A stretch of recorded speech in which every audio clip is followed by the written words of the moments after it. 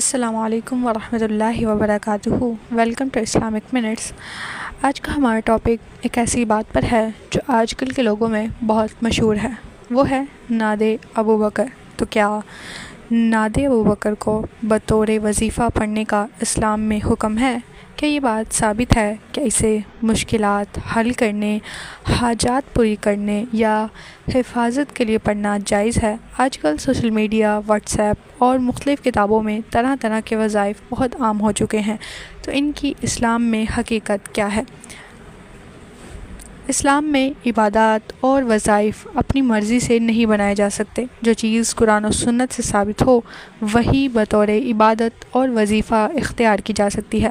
اللہ تعالیٰ نے قرآن مجید میں ارشاد فرمایا کہ ان لوگوں نے ایسے شریک بنا رکھے ہیں جنہوں نے ان کے لیے دین میں ایسی باتیں مقرر کر دیں جن کی اللہ نے انہیں اجازت ہی نہیں دی۔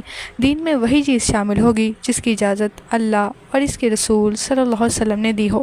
تو کیا نبی صلی اللہ علیہ وسلم نے نعت ابوبکر کو بطور وظیفہ پڑھنے کی تعلیم دی؟ کیا صحابہ کرام رضی اللہ عنہ نے اسے مخصوص تعداد میں پڑھا؟ کیا تابعین، ائمہ یا محدثین سے یہ بات ثابت ہے؟ تو اگر کسی چیز کی اصل ہی ثابت نہ ہو تو اسے دین کا حصہ بنا لینا خطرناک معاملہ بن جاتا ہے۔ آپ صلی اللہ علیہ وسلم نے ارشاد فرمایا، جس نے ہمارے اس دین میں کوئی نئی بات ایجاد کی جو اس میں نہیں تھی تو وہ مردود ہے۔ اگر کوئی شخص محض محبت یا تاریخی ذکر کے طور پر حضرت ابوبکر صدیق رضی اللہ عنہ کے فضائل بیان کرے تو یہ الگ بات ہے، کیونکہ حضرت ابوبکر رضی اللہ عنہ امت کے سب سے افضل انسان ہیں انبیاء علیہ السلام کے بعد۔ نبی صلی اللہ علیہ وسلم نے فرمایا، اگر میں اللہ کے علاوہ کسی کو خلیل بناتا تو ابوبکر کو بناتا۔ محبت اور عقیدت میں یہ فرق ضروری ہے کہ ہم کسی غیر ثابت عمل کو وظیفہ بنا کر دین نہ سمجھ لیں۔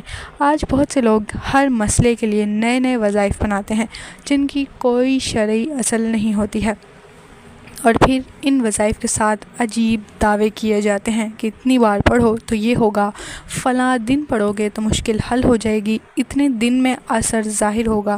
حالانکہ دین میں غیب کی باتیں اپنی طرف سے بیان کرنا بہت خطرناک عمل ہے۔ اگر واقعی کوئی وظیفہ طاقت رکھتا ہے تو وہ وہی ہے جو قرآن اور سنت سے ثابت ہو، مثلاً آیت الکرسی، سورہ فلق، سورہ ناس، درود شریف، استغفار، صبح و شام کی مسنون دعائیں، یہ سب نبی صلی اللہ علیہ وسلم سے ثابت ہیں۔